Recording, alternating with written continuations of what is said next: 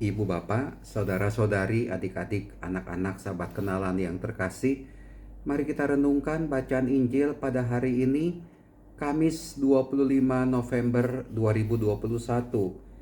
Bacaan Injil diambil dari Lukas bab 21 ayat 20 sampai dengan 28. Bapak Ibu, saudara-saudari terkasih, kalau kita membaca bagian pertama bacaan Injil hari ini cukup menakutkan, ya. Karena Tuhan Yesus mengatakan demikian. Apabila kalian melihat Yerusalem dikepung oleh tentara, ketahuilah bahwa keruntuhannya sudah dekat. Yerusalem, keruntuhannya itu sudah dekat. Pada waktu itu orang-orang yang berada di Yudea harus melarikan diri ke pegunungan. Melarikan diri. Orang-orang yang ada di dalam kota harus mengungsi. Dan orang-orang yang berada di pedusunan jangan masuk lagi ke dalam kota. Suasana yang mencekam, suasana yang menakutkan, saya pikir, ya. Sebab itulah masa pembalasan dan genaplah semua yang tertulis. Celakalah para ibu yang sedang hamil atau yang sedang menyusui bayi pada masa itu, sebab kesesakan yang dahsyat akan menimpa seluruh negeri dan murka akan menimpa bangsa ini. Akan ada kesesakan yang dahsyat dan murka akan menimpa bangsa ini. Suasana yang mencekam. Bapak Ibu, saudara-saudari terkasih, memang kita juga bisa melihat bahwa dalam perjalanan hidup kita ini bukan hanya hal-hal yang enak, hal-hal yang baik yang kita alami. Terkadang sesuatu yang menakutkan, mencemaskan itu ada dalam kehidupan kita. Berbagai macam masalah itu ada dalam kehidupan kita. Berbagai macam persoalan itu kita alami dalam kehidupan kita ini. Kesulitan, kegagalan, kejatuhan itu ada. Mungkin sudah beberapa kali, banyak kali kita alami. Mungkin sudah sering kita mengalami. Tapi berhadapan dengan bacaan Injil bagian pertama pada bagian ini, saya lebih tertarik pada kalimat akhir dari dalam bacaan Injil hari ini.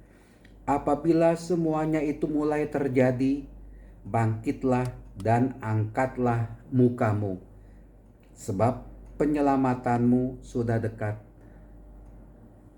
Kita akan diselamatkan. Proses keselamatan itu akan terjadi atas diri kita. Penyelamatanmu sudah dekat. Siapa yang menyelamatkan kita? Ya Tuhan Yesus sendiri. Berhadapan dengan berbagai macam goncangan hidup ini, berbagai macam kesulitan yang kita hadapi dalam hidup ini, yang mau gak mau akan kita hadapi, dan kita bisa mengatakan betapa pahitnya hidup ini, betapa getirnya hidup ini. Tapi berhadapan dengan itu semua, jangan membuat kita patah semangat, membuat kita mati iman kita, mati harapan kita, mati semangat kita, mati hal-hal yang positif yang ada dalam diri kita.